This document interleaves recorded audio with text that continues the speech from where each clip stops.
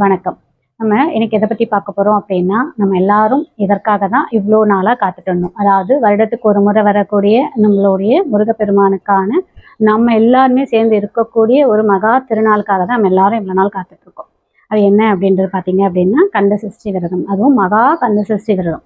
மொத்தம் மாதம் மாதம் சஷ்டி விரதம் வரும். ஆனா இந்த வருடத்துக்கு ஒரு முறை வரக்கூடிய ஐப்பசி மாதம் அமாவாசைக்கு பின்பு, அதாவது பிரதம திதியில ஆரம்பிச்சு நமக்கு சஷ்டி அன்று சப்தமி அன்று நம்மளுடைய விரதத்தை முடிக்கணும். ஸோ 7 நாட்கள் விரதம். இந்த 7 நாள் விரதத்துக்காக நம்ம 365 நாள்ல ஒரு நாட்களுக்காக நம்ம எல்லாரும் காத்துட்டு இருக்கோம். இந்த விரதம் ரொம்ப ரொம்ப ரொம்ப விசேஷமான விரதம். நம் கேட்டது கேட்காதது அனைத்துமே கொடுக்கக்கூடிய ஒரு விரதமாகவும் இருக்கு.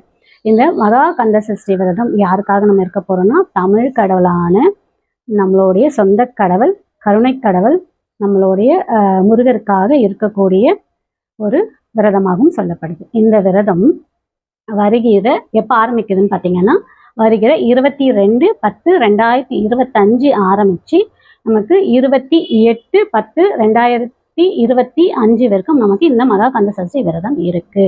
நான் ஒவ்வொரு நாள் ஒவ்வொரு என்ன பதிகம் படிக்கணும். உங்க எல்லாருக்குமே தெரியும், இது என்னுடைய 7வது வருடம் முடிஞ்சு 8வது வருடம் கந்த சஷ்டி விரதம். நான் 2017 விரதம் இருந்துட்டு இருக்கேன். யாருக்கெல்லாம் நான் எப்படி விரதம் இருக்கேன், நான் எப்படி கலசம் வச்சிருக்கேன், கலசம் போன வருடத்துல தான் வச்சிருக்கேன், கலசம் வச்சிருக்கேன், நான் எப்படி முருகப்பெருமான வழிபடுறேன், எந்த மாதிரி நைவேத்தியம் வைக்கிறேன், டெய்லியும் என்ன மந்திரம் சொல்றேன் அப்படின்றது உங்களுக்கு தேவை அப்படின்னா சொல்லுங்க, கமெண்ட் பண்ணுங்க கமெண்ட் பாக்ஸ்ல. நான் டெய்லி இருக்கக்கூடிய இந்த 7 நாள் இருக்கக்கூடிய என்னுடைய பூஜையை நான் உங்களுக்கு அப்படியே வீடியோ எடுத்து போட முடிஞ்சா போடுறேன். யாருக்காவது வேணும் அப்படி தேவைப்படுதுன்னா கமெண்ட் பண்ணுங்க, கண்டிப்பா நான் அதை போடுறேன். இதை வச்சுட்டு என்ன நைவேத்தியம் வைக்கலாம் அப்படின்றத உங்களுக்கு ஒரு சின்ன ஷார்ட்ஸாகவும் நான் கொடுத்துடுறேன். முதல்ல இந்த விரதத்துக்கு நம்ம 3 விதமான விரதம் இருக்கலாம். இப்பவும் சொல்றேன், விரதம் நான் சொன்னேன் மற்றவங்க சொன்னாங்கன்றதுக்காக இருக்காதீங்க. உங்களுடைய உடல்நிலைக்கு ஏற்ப உங்களால வைராகியமா இந்த விரதத்தை இருக்க முடியுமான்றது முடிவு பண்ணிட்டு அப்புறம் இருங்க. அதே மாதிரி எந்த வித பிரச்சனையாக இருந்தாலும் நீங்க விரதம் இருக்கும்போது கண்டிப்பாக நமக்கு அது நிறைவேறும். இதற்கான சான்று நிறைய இருக்கு. நான் ஏற்கனவே வேற ஒரு சேனல் இதை பத்தி நான் பேசினேன். அப்போ வந்த மெசேஜ் பார்த்தீங்கன்னா கிட்டத்தட்ட ஒரு 2000-3000 மெசேஜ்க்கு மேலே வந்தது. நான் போன வருடம் இருந்தேன், அதுக்கு முந்தின வருடம் இருந்தேன், நான் இருந்த அனைத்து வேண்டுதலும் எனக்கு கிடைச்சிது அப்படின்னு சொல்ற மாதிரி. முதல்ல இந்த விரதம் 3 விதமா இருக்கலாம்னு சொன்னேன். பார்த்தீங்கன்னா என்னன்னு பார்த்தீங்கன்னா, முதல்ல மிளகு விரதம், அடுத்தது இளநீர் விரதம், அடுத்தது ஒருவேளை உணவு எடுத்து இருக்கக்கூடிய விரதம். இந்த 3 விரதத்துல உங்களுக்கு எது வசதியாக இருக்கோ உங்களுடைய உடல்நிலைக்கு ஏற்ப இருங்க.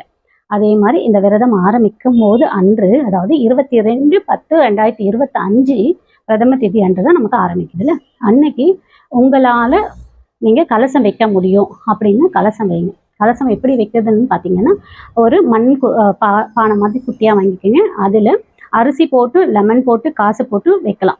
இல்லை அப்படின்னா தண்ணி விட்டு அதில் கொஞ்சம் பன்னீர் விட்டு எலுமிச்சப்பழம் போட்டு அதில் ₹1 காயின் போட்டு அதை கலசமாக ரெடி பண்ணிக்கோங்க. அந்த கலசத்துக்கு மேலே நீங்கள் அந்த பானை வைக்கிறீங்க அப்படின்னா நூல் சுற்றிக்கணும். நூல் சுத்தாமல் வைக்கக்கூடாது கலசம். ஒரு வாழை இலை விரிச்சுக்கோங்க, இல்லை ஒரு தட்டு விரிச்சுக்கோங்க.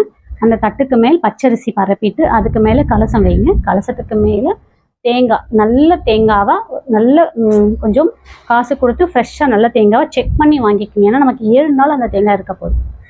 அந்த தேங்காவை நல்லா கழுவிட்டு அந்த தேங்காய் முழுவதுமே நல்லா மஞ்சளால் பூசிட்டு மாயிலை வச்சுக்கோங்க. மாயிலை கிடைக்காதவங்க வெத்தலை வச்சுக்கோங்க.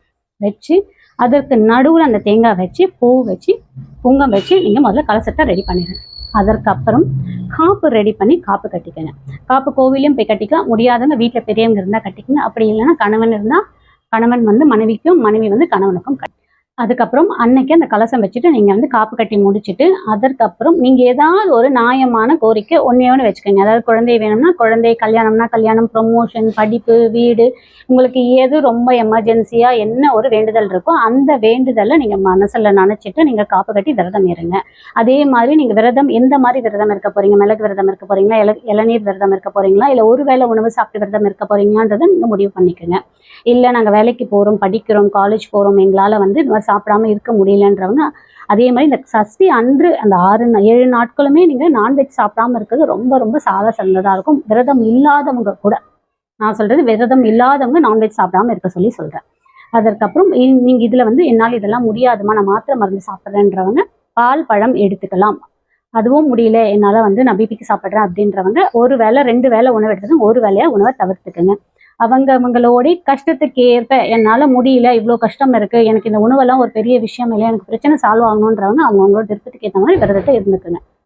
இதை முடிச்சுட்டு அன்றைய தினம் நம்மளுடைய முருகர் ஃபோட்டோ எங்கேயோ டேபிள் இருந்தால் போட்டு வச்சுட்டு நீங்கள் அதுக்கு மாலை போட்டு மஞ்சள் குங்குமம் வச்சுட்டு உங்களால் முடிஞ்ச ஏதாவது ஒரு நெய் தீபம், அதாவது நெய்வேத்தியம் வச்சுடுங்க. வேல் வச்சுருந்தீங்கன்னா வேலுக்கு அபிஷேகம் பண்ணிடுங்க. இல்லை சிலை முருகர் சிலை வச்சுருக்கீங்கன்னா அதுக்கும் அபிஷேகம் பண்ணி முடிச்சுட்டு சக்கோணம் கோலம் கண்டிப்பாக போடணும். அந்த சக்கோணம் கோலத்தில் முதல் நாள் அன்று ஒரே ஒரு நெய் தீபம் மட்டும் ஏற்றி வைங்க. ஏன்னா 6 நாள் 6 நெய் தீபம் ஏற்றப்படும். அந்த சக்கோண கோலம் போட்டுட்டு சரவண பவன் எழுதிடுங்க. எழுதிட்டு ஒவ்வொரு நாள் வாங்க. ஒரு மிளகு விரதம் இருக்கிறவங்க அந்த முதல் நாள் அன்று ஒரு மிளகு மட்டும் எடுத்துக்கோங்க. இளநீர் விரதம் இருக்கிறவங்க அந்த ஒரு இளநீரை பெருமானுக்கு நைவேத்தியமாக வச்சுட்டு நீங்கள் பூஜை பண்ணி முடிச்சுட்டு வேல்மாறலோ கந்த சஷ்டி கவசமோ பஞ்சாமிரத பாடலோ இல்லை கந்தர் அனுதியோ ஏதோ ஒரு பாராயணம் பண்ணி முடிச்சுட்டு கூட நீங்கள் அந்த இளநீரை நீங்கள் குடிச்சிக்கலாம். இல்லை சரவணபாவா கூட சொல்லலாம். இதை முடிச்சுட்டு கூட நீங்கள் அந்த இளநீரை குடிச்சிக்கலாம். ஒரு நாள் ஒரு இளநீர் தான் எடுத்துக்கணும். இதுதான் விரதமாக சொல்லப்படுது. தண்ணி ஆனால் எவ்வளோ வேணாலும் நீங்கள் குடிச்சிக்கலாம். அதற்கு எந்த ரெஸ்ட்ரிக்ஷனும் கிடையாது. இந்த மாதிரி நீங்கள் பண்ணிட்டு வரலாம். மத்தியான வேலையில் தூங்கக்கூடாது. அதே மாதிரி நிறைய பேர் கேட்பீங்க, குழந்தைக்கு பால் கொடுக்குறோம், விரதம் இருக்காமல் இருக்கக்கூடாது. வீட்டில் ரத்த சொந்தத்தில் யாராவது இறந்துருந்தாங்கனாலும் விரதம் இருக்கக்கூடாது. ப்ரெக்னெண்ட்டாக இருக்கீங்கனாலும் விரதம் இருக்கக்கூடாது. அதே மாதிரி ஏதாவது நோய்க்காக மருந்து சாப்பிட்டுட்டு இருக்கீங்கனாலும் உங்களுடைய டாக்டர் கிட்ட கேட்டுட்டு முடியும் அப்படின்னா இருங்க, இல்லைன்னா வேண்டாம். அப்போ கூட இவ்வளோ கடுமையான விரதம் வேண்டாம். பார்த்துக்கோங்க உங்களுடைய உடல்நிலைக்கு ஏற்ப. இதை முடிச்சுட்டு அதே மாதிரி ஒரு நாள் 2 நாள் 3 நாள் நான் உங்களுக்கு தனித்தனி பதிவாக கொடுக்குறேன். இல்லைன்னா முதல் நாள் நீங்கள் என்ன மாதிரியான மந்திரம் பாராயணம் பண்ணணுன்றதை நான் டிஸ்கிரிப்ஷன் கீழே கொடுக்குறேன். அதையும் நீங்கள் படிச்சுக்கோங்க. ஸோ நான் இதுதான் இது மாதிரி 6 நாள் முடிச்சுட்டு 6ஆவது நாள் அன்னைக்கு நமக்கு சூரசம்ஹாரம் நடக்கும். சூரசம்ஹாரம் அன்னைக்கு அவங்கவுங்க ஊரில் பக்கத்தில் நடக்கக்கூடிய கோவிலில் சம்ஹாரம் முடிஞ்சால் பாருங்கள். அன்றைய தினம் நீங்கள் கண்டிப்பாக பால் பாயாசம் மாதிரி ஏதாவது பண்ணி கொண்டு போய் அன்னைக்கு சம்ஹாரம் வரவங்களுக்கு தானமாக கொடுங்கள். கொடுத்துட்டு வீட்டுக்கு வந்து நீங்கள் தலைக்கு குளித்து முடிச்சுட்டு முருகப்பெருமானுக்கு ஒரு டம்ளர் பால் இல்லை தயிர் சாதம் இதில் எது வேணாலும் நீங்கள் நெய்வேத்தியமாக படைச்சிட்டு பால் வைக்கிறீங்கன்னா அந்த பாலை நீங்கள் குடிச்சிக்கலாம். மறுநாள் அன்று நீங்கள் திருக்கல்யாணம் அன்று முருகப்பெருமானுக்கு நல்லா தொடச்சி உங்களால் எவ்வளோலாம் அலங்காரம் பண்ணி பார்க்க முடியும். அவர் கல்யாணம் மாப்பிள்ள இல்லை, ஸோ அவருக்கு நீங்கள் எப்படியெல்லாம் அவரை அலங்காரம் பண்ணி பார்க்க முடியுமோ அவ்வளோலாம் அலங்காரம் பூவால் போட்டு அலங்காரம் பண்ணி முடிச்சுட்டு அன்றைய தினமும் சக்கோணம் கோலம் போட்டு நல்ல ஒரு பெரிய வாழலை போட்டு அவருக்கு பிடிச்சமான உணவெல்லாம் சமைச்சு வைங்க. எது கொடுத்தாலும் தேனும் தினைமாவும் கண்டிப்பாக ஒரு பிரசாதமாக இருக்கணும். அதை பண்ணி முடிச்சுட்டு நீங்கள் இந்த உணவை யாரையாவது கூப்பிட்டுட்டு வந்தோம் நீங்கள் சாப்பாடு போடலாம். இல்லை இதை சாப்பாடை கொண்டு போய் நீங்கள் தானமும் யாருக்காவது கொடுக்கலாம்.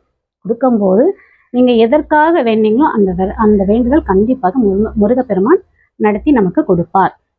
யாரும் சஷ்டி அன்னைக்கு விரதத்தை முடிக்காதீங்க. திருக்கல்யாணத்து அன்னைக்கு விரதத்தை முடிங்க. அதற்கப்புறம் உங்கள் வீட்டு பக்கத்தில் இருக்கக்கூடிய ஏதாவது ஒரு முருகர் கோவிலில் திருக்கல்யாணம் கண்டிப்பாக நடக்கும். அந்த முருகர் கோவிலுக்கு உங்களால் முடிஞ்சால் போய் உட்காந்து பாருங்கள். இல்லை முடியல அப்படின்னா முருகருக்கு ஏதாவது திருக்கல்யாணத்துக்கு தேவைப்படக்கூடிய பொருட்களை வாங்கி உங்கள் சார்பாக முருகப்பெருமானுக்கு நீங்கள் கொடுத்துட்டு வாங்க. கண்டிப்பாக உங்களுடைய பிரார்த்தனை அனைத்துமே முருகப்பெருமான் நடத்தி கொடுப்பாரு, பண்ணி கொடுப்பாரு. கண்டிப்பாக ஓம் சரவண பவா அப்படின்ற மந்திரத்தை முழு நேரமும் ஜபிச்சுட்டே இருங்க. அது நமக்கு ஒரு காப்பாக இருந்து நம்மை இந்த 7 நாட்களும் காப்பாற்றும். அதே மாதிரி யாரெல்லாம் முடிஞ்சால் நான் வீட்டில் தான் இருக்கேன் அப்படின்றவங்க இந்த 7 நாட்களும் அட்லீஸ்ட் இந்த 6 நாட்களாவது மௌன விரதம் இருங்க. இல்லை என்னால் 6 நாள்லாம் முடியாது, நான் வேலைக்கு போகணும், வெளியில் போகணும், இல்லை வீட்டில் எப்படி மற்றவங்ககிட்ட பேசணும் அப்படின்றவங்க சஷ்டி வருது பார்த்தீங்களா நமக்கு 27ஆம் தேதி அன்றைய தினம் அன்றாவது காலையில் 6 மணிலேருந்து சூரசம்ஹாரம் முடிகிற வரைக்கும் மௌன விரதம் இருங்க. நான் 6 வருடத்துக்கு மேலே மௌன விரதம் அன்றைய தினம் இருக்கேன். அதே மாதிரி நீங்கள் அந்த மௌன விரதம் இருக்கும்போது உங்களுக்கு எல்லாமே என்ன எதனால் ப்ராப்ளம் என்ன அப்படின்றது கண்டிப்பாக நீங்கள் உணர்வீங்க. அதற்கான ஒரு சொல்யூஷனும் உங்களுக்கு கிடைக்கும். இதையும் நீங்கள் பயன்படுத்திக்கங்க. நான் வேற ஒரு பதிவை சந்திக்கிறேன். நன்றி, வணக்கம்.